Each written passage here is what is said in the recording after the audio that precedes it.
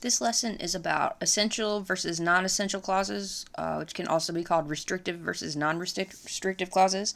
And it'll also cover briefly the differences between parentheses and commas and dashes. So when we say something is essential or restrictive, that means that it is required information, that whatever is in that clause is essential for the sentence to mean what it's supposed to mean. Non-essential or non-restrictive information is extra information. You can leave it out and no essential meaning is lost. The reason that it matters to know which you're dealing with is that it affects the way you punctuate the sentence, and then in cases of that versus which, it affects which one of those words you use. Some words that can signal restrictive or essential clauses, not the only words, and they're not required, but these are the ones that are common signals. Could be that, or who, or whom, and whose. And then for non-restrictive or non-essential clauses, which, who, or whom, and whose. You can see the difference is that or which. That goes with the restrictive or essential, which goes with the non-restrictive or non-essential information. The presence or absence of commas or other punctuation like them, and the use of which versus that, those are the signals that tell you whether the information is essential, and which one of those you choose can affect the way the sentence is interpreted. So here's an example of one that it sounds pretty much the same when you say it out loud, slightly different where the pauses are. But you could say, our car, which is having transmission problems, is in the shop, versus our car that is having transmission problems is in the shop.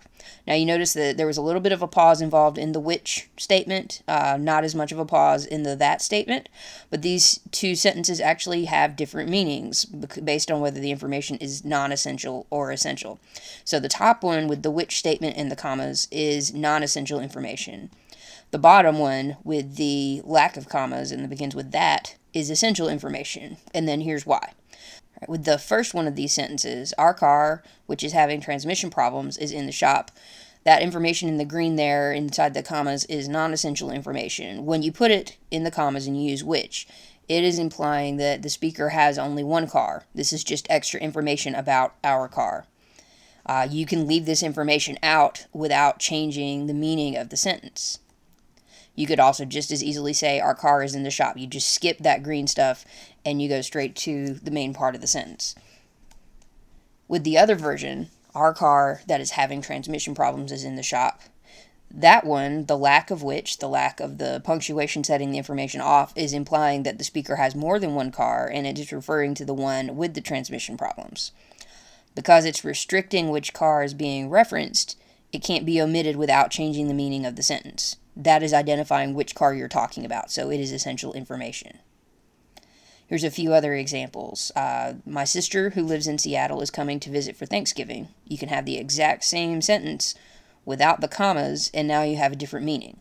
With the top one, the speaker has one sister. This is just extra information about the sister. With the bottom one, that information is essential. It is identifying which sister out of multiple sisters is the one coming to visit.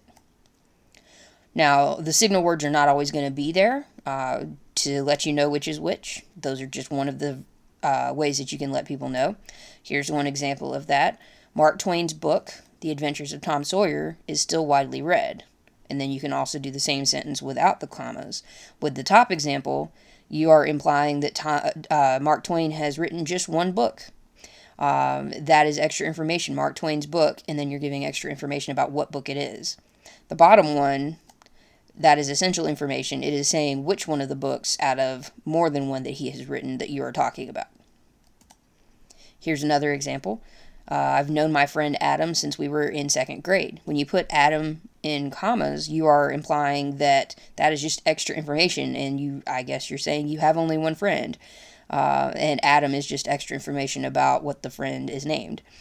With the bottom one, leaving the commas off, now you're implying that you have multiple friends, and this is specifying which one of the friends.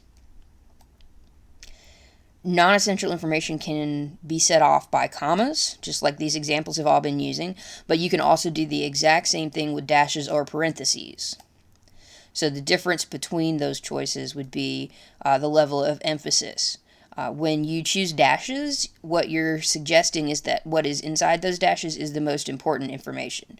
When you use commas, it's implying that it's all equally important information, and parentheses are saying it's less important information.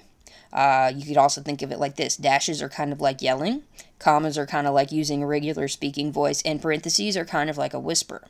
So all of these examples we just went through, you could use dashes, you could use commas, you could use parentheses to set off the non-essential information. And all of those would be equally correct. It's just a stylistic choice. Which do you want to emphasize? Do you want to put emphasis on the extra information, like with the dashes, say it's equal importance with the commas, or do you want to imply it's less important with the parentheses? And you can do the same with all of these examples. The one about the sister in Seattle, the one about Mark Twain's book, The Adventures of Tom Sawyer, and also the one about your friend Adam.